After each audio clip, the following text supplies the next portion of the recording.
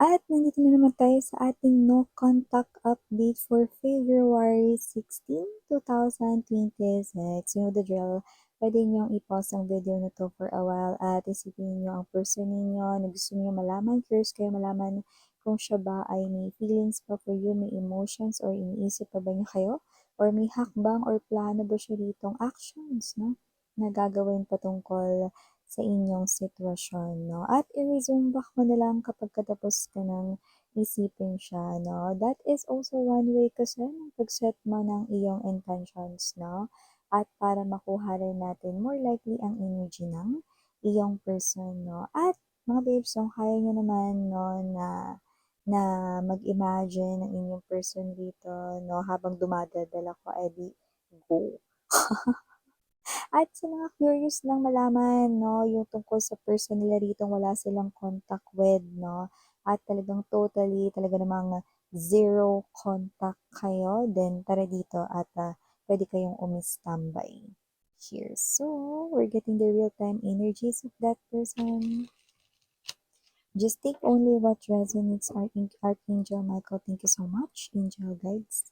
Can we get messages patungkol dito sa person na walang contact ngayon si collective? Is this person ay meron pang feelings para sa kanya? Is this person here ay iniisip pa ba si collective? Itong tao ba ni ito ay may plano or anuman na nasa isipan? Related or konektado kay collective? Can you please show me?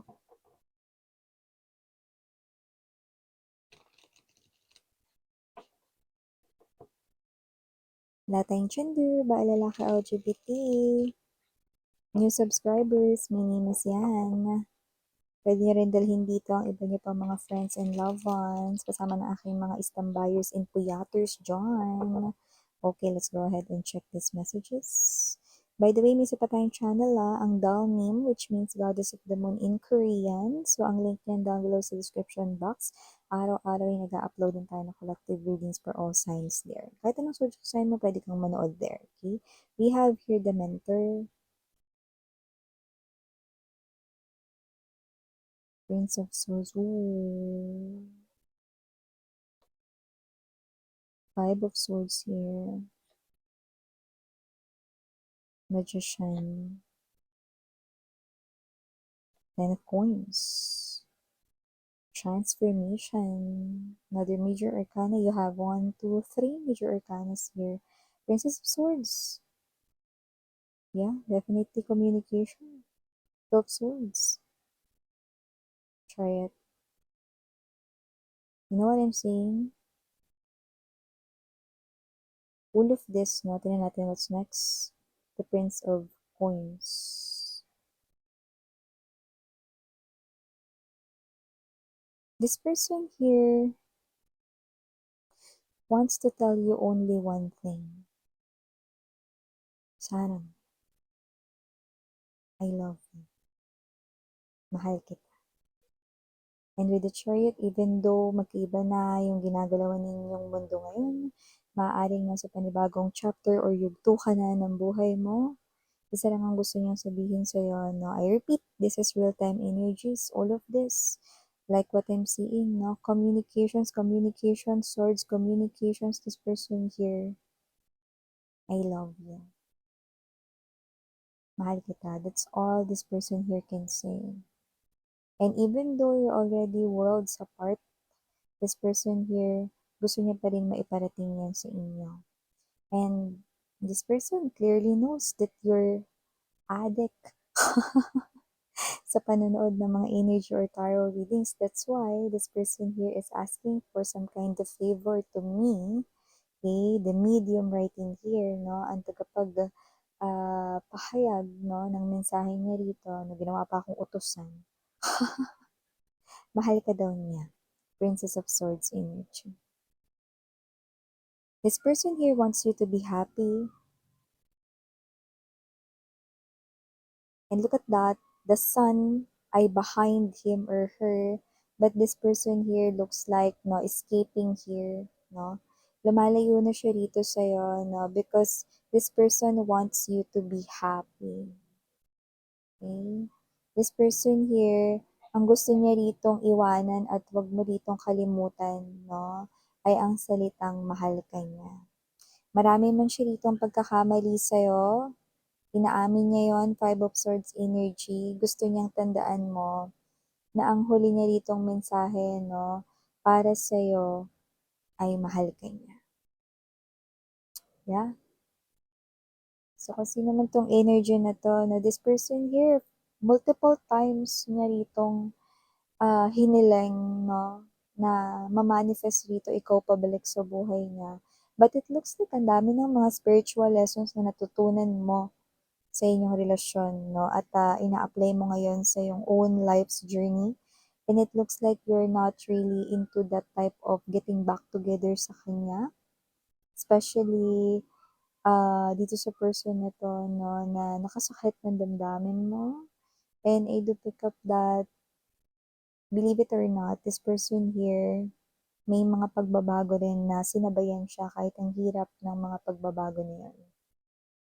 So, nakita natin dito that with the Ten of Pentacles energy, ngayon, nakikita ko rito na maaaring siya ito, no, na nagsistruggle dito, no, na isipin kung makakabuo pa ba siya ng isang happy family sa future. So, I don't know, maybe this is your beloved ex-husband or beloved ex-wife, okay, na naligaw ng landas or ang iyong long-time boyfriend or long-time girlfriend way back then. Not tayong gender dito, LGBTQs. Pero this person here, ang sinasabi niya dito, mukhang mahihirapan talaga siya na bumuo ng tinatawag na pamilya or family in the future now that you're not together anymore, no? So this person here, okay, believes na kaya kong iparating sa inyo yung mensahe na yon, no? Pero yun nga, no? Gusto niyang sabihin sa inyo, no? Na kahit na hindi man kayo nagkatuluyan ngayon sa lifetime period na ito, gusto niyang sabihin, no, pa rin sa inyo, maniwala man kayo sa hindi, minamahal niya kayo. Yeah?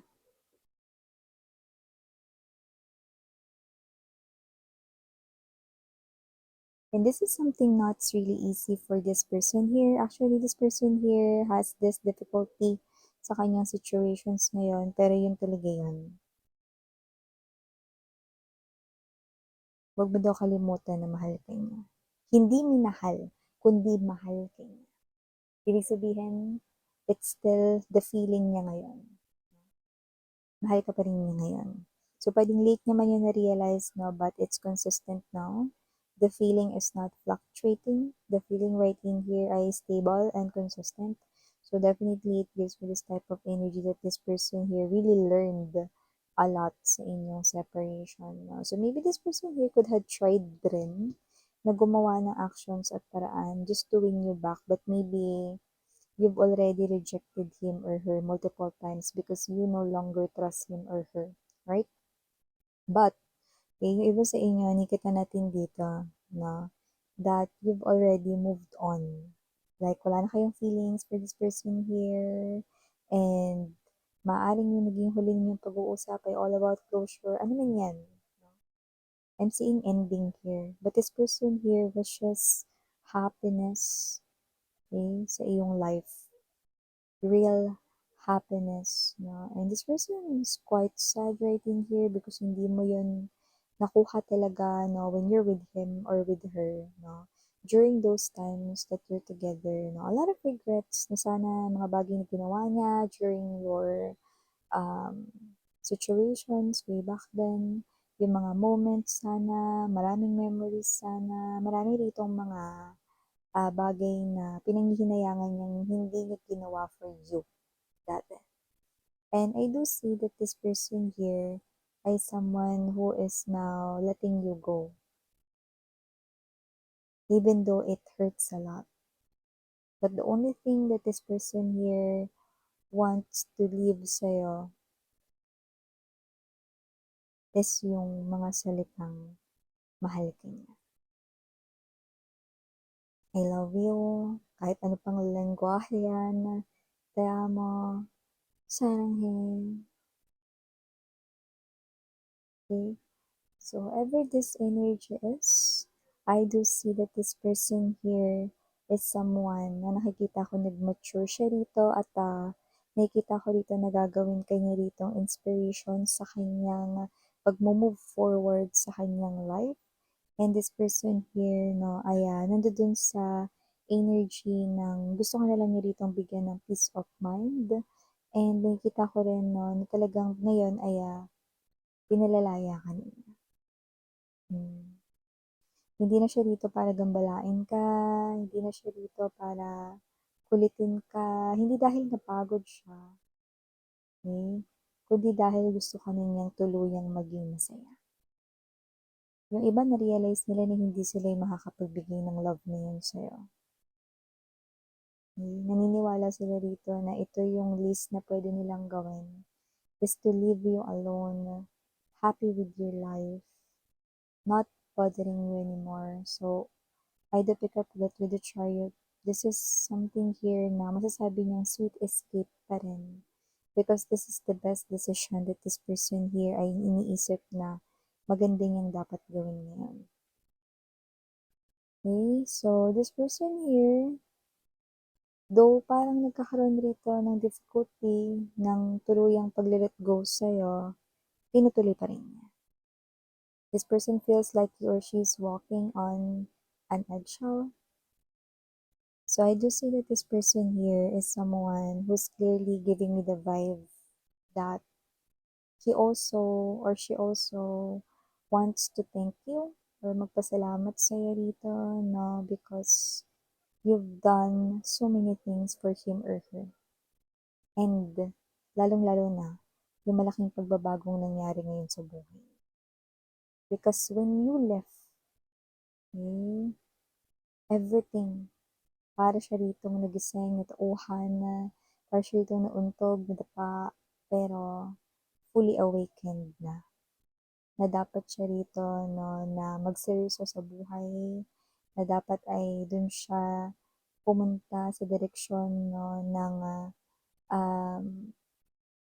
tamang pathway para sa kanya, no, at life, diba, is yung klase ng energy na dapat hindi mo minimess with, diba?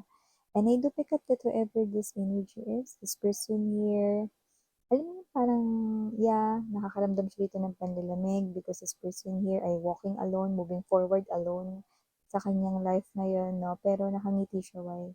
Because this person here, alam niya na masaya na kayo ngayon. Pwedeng nakakabalita ito sa inyo, no? Or baka naman kasi dahil yung iba nakausap nyo nga ito na nanggaling at naramdaman niya rin mismo sa inyo na okay na kayo, na masaya na kayo ngayon, no? So that's all this person here needs before he or she let you go. Before I let you go, I want to say I love you. Yeah, even though this person here wish like to go back to what you guys were used to be before, mas magandang balikan na lang daw yun sa mga memories. If that is the only way para mabigyan ka niya rito ng freedom to experience that life you deserve. That life full of happiness, that fresh start with someone else. Yeah. Medyo nagiging dramatic siya, but yeah, I can say that this person here is really feeling na talagang totoo yung mga sinasabi niya. This person's honesty is different level right now. Okay. So yeah, for the initials right in here is we do have capital letter T, capital letter B as in boy, capital letter M, capital letter L, and for the rest of the letters might not be capital, we have here E, A, M, yeah, M, small letter M. Also have here small letter O and small letter J. So yeah, these are all the messages I've got right here for ya. Babe, again, I'm Yuriana and me. Thank you so much again. Please do check out our other channel if meron kang gusto pang mga collective readings, meron tayo there. Okay? So, sarang hail of enlight. Ano?